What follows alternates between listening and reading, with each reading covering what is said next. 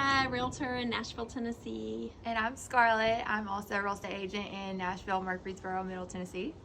And we're just talking about today's market and thought we would share some things with you. So I have a question for you, Jessica.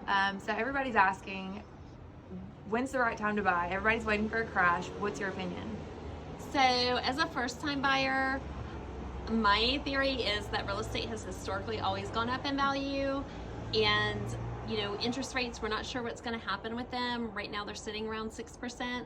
Of course, you have to talk to your lender. I have several. If you want to contact Scarlett or we both work with several lenders here in Tennessee, and some of them are doing 102% loans, which means you don't need a down payment and they don't have PMI insurance. So if you're hearing that you have to have PMI insurance, or you have to have 3.5% down, or you have to have 20% down, those are myths. So please reach out to either one of us.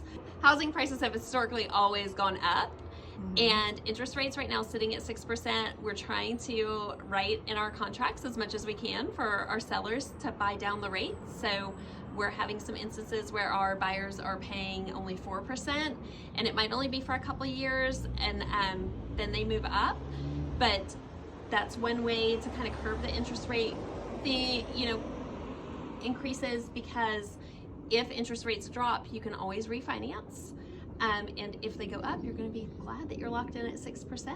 So we're also seeing repair proposals come back, which means that if you're going to buy a house, you get an inspection, and if there's repairs to be made.